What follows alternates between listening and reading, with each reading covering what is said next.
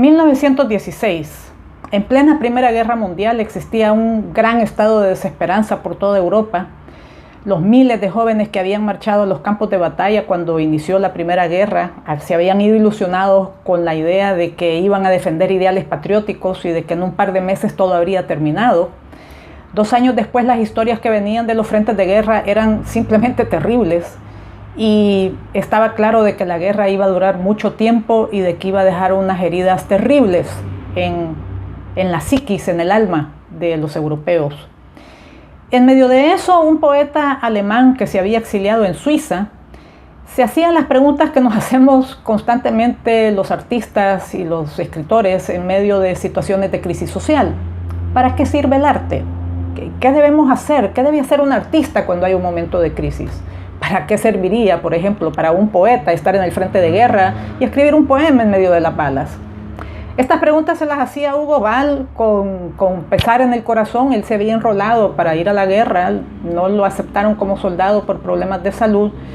Y luego de estar otro tiempo allá en Alemania se dio cuenta por las historias que venían de los campos de batalla de que realmente la guerra no es la solución para las cosas. De hecho, se tornó en antibelicista después de haber querido ir a la guerra. Se empezó a hacer comentarios antibélicos, empezó a recibir amenazas, tuvo problemas y eso lo hizo irse a exiliar a Suiza. En Suiza también estaban exiliadas muchas personas de diferentes nacionalidades europeas y a Hugo Ball se le ocurrió la idea de publicar un anuncio en un periódico para convocar a diferentes artistas que tuvieran estas mismas preocupaciones y ver qué se podía hacer. Los convocados aparecieron en el número 1 de la Spielergasse de Zurich, en un local, en un establecimiento que ha pasado a la inmortalidad por ser el lugar donde se fundó y donde se originó el movimiento dadaísta, el Cabaret Voltaire. Si tuviéramos que usar hashtags, digamos, para definir o para categorizar el dadaísmo, podríamos estar hablando del absurdo, de la irreverencia, del antiarte, de lo aleatorio, del azar, de la burla, pero sobre todo del cuestionamiento. La intención profunda, voy a decir, más allá de quedarnos en lo obvio, de lo que aparentemente era solamente un grupo de locos haciendo relajo, todas esas actividades aparentemente rocambolescas, extrañas, ridículas que hacían los dadaístas, era precisamente una manera de cuestionar. Cuestionemos el arte y cuestionémoslo sacando, por ejemplo, los objetos de uso cotidiano y poniéndolos en otra parte. Ejemplo, el famoso urinal de Marcel Duchamp, que es quizás la obra más emblemática del dadaísmo. Otro ejemplo de esto podría ser la receta para escribir un poema dadaísta.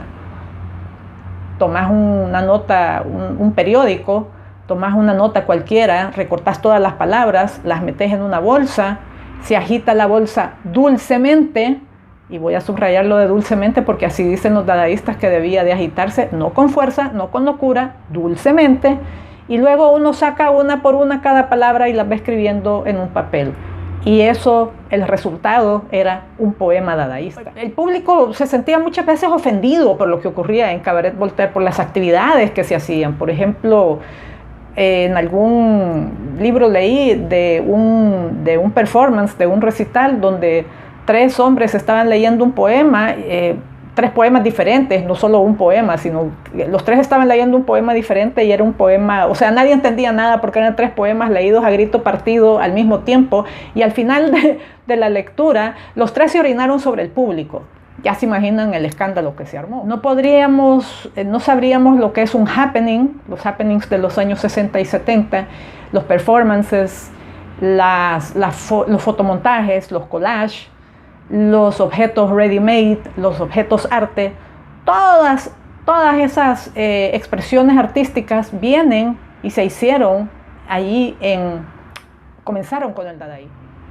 Hay muchas obras representativas del dadaísmo, aunque quizás lo más famoso, lo más común, lo más frecuente eran las performances, las actividades desarrolladas en el Cabaret Voltaire, pero al día de hoy todavía sobreviven muchos de los collages y de los montajes fotográficos y de algunos de los objetos arte que se fabricaron durante el dadaísmo.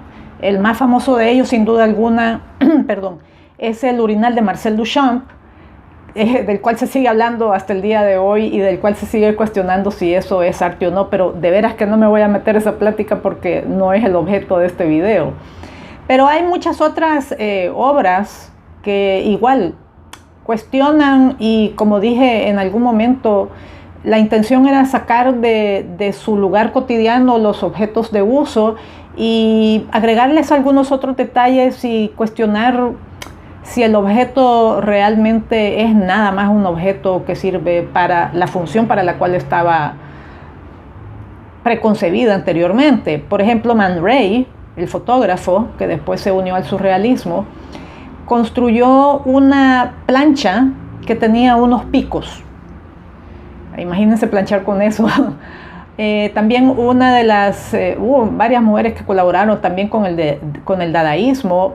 Meret Oppenheim hizo una taza con su escudilla y con una cucharita que estaban forradas en piel. Y Sophie Teuber hizo una cabeza que es muy conocida, una cabeza de madera, que es como el rediseño de una cabeza de madera. Aparte de eso, hubo otras propuestas dadaístas que a mí me parecen interesantes en otro sentido. Por ejemplo, Hugo Ball escribía un tipo de poemas, vamos a decir, inusuales, porque su objetivo no era formar poemas con palabras ni con conceptos conocidos. Él lo que hacía era inventar palabras, juntar sílabas e inventar palabras no para nominar un concepto, no para renombrar algo, sino que inventaba estas palabras simple y sencillamente por el sonido. Entonces a él lo que le interesaba a la hora de que estos poemas se leyeran en voz alta era que el espectador se deleitara más en el sonido y no en conceptos y no en significaciones, sino que se dejara llevar nada más por el sonido. Era una cosa, voy a decir quizás un poco, y de hecho es uno de los atributos que se le imponen al dadaísmo, el primitivismo. Nada más recibamos impresiones y a ver qué nos ocurre. Escuchemos estas voces decir estos sonidos y qué pasa. Posiblemente el poema más famoso de Hugo Ball es Caravane, y en Caravane tiene que ejecutarse a 3 voces.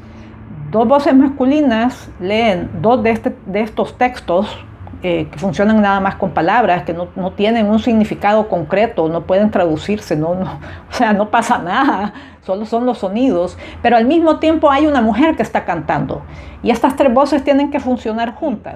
Tengo que confesar que el motivo personal mío para hacer este minúsculo e insignificante homenaje al dadaísmo es porque para mí, en lo personal como escritora, el dadaísmo y también el surrealismo yo los considero como mis primeros maestros literarios. ¿Por qué? Yo vengo de un ambiente o de una crianza muy dura, muy estricta, muy rígida, muy de convenciones, muy de normas a seguir, muy de no cuestionar, de no hablar, de no preguntar, de no... Y precisamente para mí el atractivo del dadaísmo y del surrealismo posteriormente fueron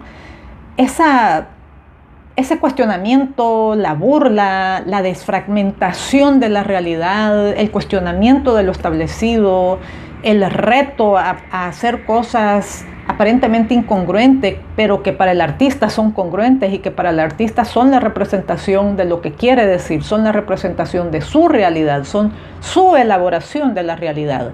Y cómo esa representación se convierte en válida, aunque no sea una representación, vamos a decir, coherente o una representación común. Parte de las exploraciones del dadaísmo era precisamente esto que hablaba con lo de la receta del poema dadaísta. ¿Qué pasa cuando colocas al azar objetos y van saliendo? ¿Qué pasa cuando trabajas desde la intuición? ¿Qué pasa cuando trabajas desde el cuestionamiento de lo que conoces?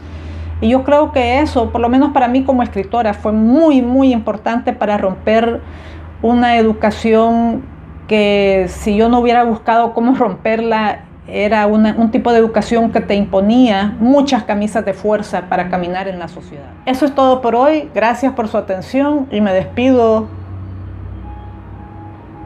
con el pito del panadero. Muy dada el asunto. Salud.